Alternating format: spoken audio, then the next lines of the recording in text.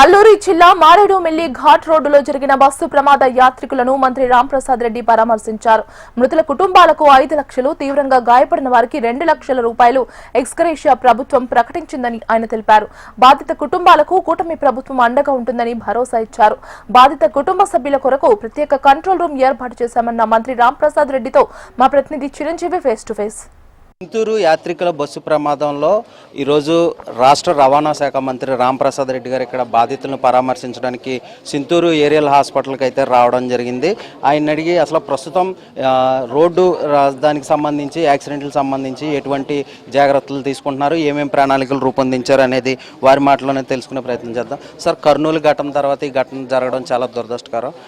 రాష్ట్ర ప్రభుత్వం దీనిపై ఎటువంటి చర్యలు తీసుకోబోతుంది, ఏం చెప్పబోతున్నారు? మొట్టమొదటిగా ఇలాంటి సంఘటనలు జరిగినప్పుడు చాలా బాధేస్తుంది, మనసుకు కలిచివేస్తుందండి. ముఖ్యంగా ఈరోజు జరిగిన ఘటన అయితే పొద్దున్నే తెల్లవారుజామున 3:30 జరగడం జరిగింది.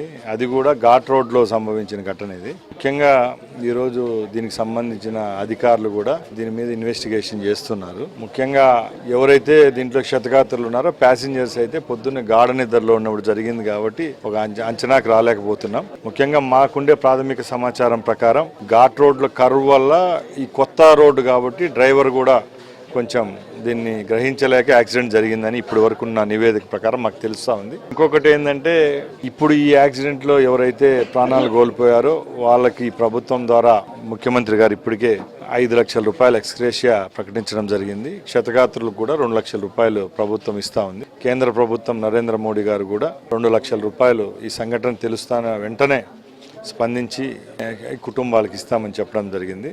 ఏదేమైనా కూడా ఇలాంటి ప్రమాదాలు జరిగినప్పుడు ప్రభుత్వం మీద, ఈ రవాణా శాఖ మీద బాధ్యత పెరుగుతుంది. మీరు చెప్పినట్టే స్వల్ప వ్యవధిలోనే 2 సంఘటనలు, ఇది మాకు ఒక లెసన్గా తీసుకుంటాం, ఒక పరీక్ష. ఇప్పటికే గౌరవ ముఖ్యమంత్రి గారి నేతృత్వంలో ఆంధ్ర రాష్ట్రానికి సంబంధించి రోడ్ సేఫ్టీ మీటింగ్ కూడా గత 10 రోజుల ముందు కమెన్స్ కావడం జరిగింది.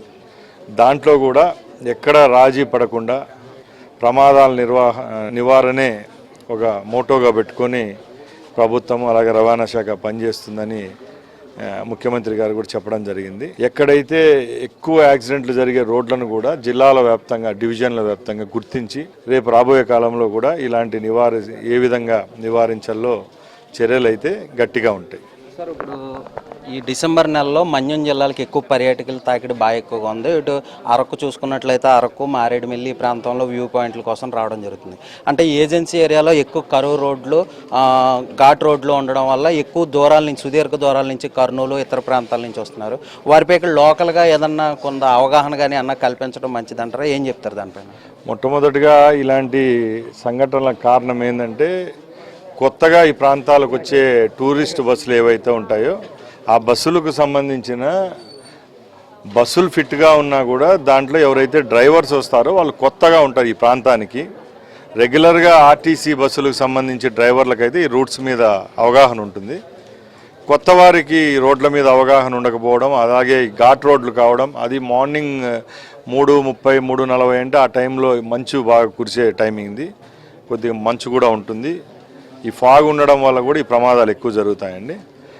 ఏదైతే రోడ్ సేఫ్టీ మెజర్స్ తీసుకుంటే ఈ ఘటనలు అయితే నివారించవచ్చు.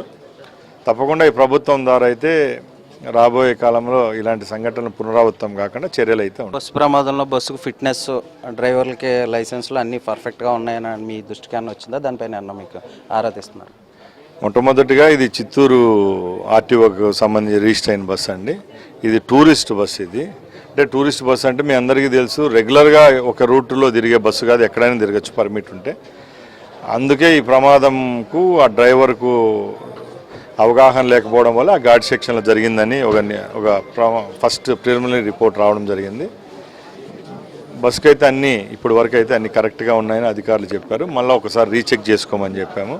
అలాగే ఈ బస్సుల యొక్క ఫిట్నెస్ విషయంలో గత 2 నెలల నుంచి పూర్తిగా ఈ రాష్ట్ర రవాణా శాఖ దీనిపైన దృష్టి సాధించడం జరిగింది. దానిలో భాగంగానే గత 2 నెలల్లోనే 250 బస్సులకు ఏవైతే నిబంధనలు అతిక్రమించి రోడ్లపైన తిరుగుతున్నాయో అవి కూడా పర్మిట్లు కూడా రద్దు చేయడం, అలాగే వాళ్ళు ఎప్పుడైతే ఆ సేఫ్టీ మెజర్స్ పాటిస్తారో అప్పుడే వాళ్ళకు కూడా పర్మిట్లు శాంక్షన్ చేయడం కూడా జరిగింది. అది మీ అందరికి కూడా తెలుసు. తప్పకుండా ఇది ఒక గుణపాఠంగా తీసుకొని రేపు రాబోయే కాలంలో ఇలాంటి సంఘటనలు ఈ దుర్ఘటన లేకుండా చూసుకుంటాం.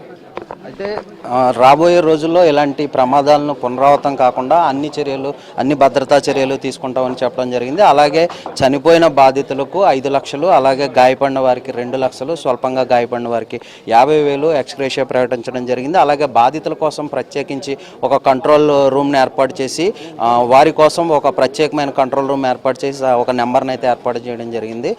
దీంతో బాధితులకు అన్ని రకాలుగా వారికి కావాల్సిన వైద్య సదుపాయాలను కూడా అందిస్తామని కూడా మనతో చెప్పడం జరిగింది. వీడియో జర్నలిస్ట్ దుర్గాప్రసాద్తో Chiranjeevi, HM TV, Chinturu area hospital.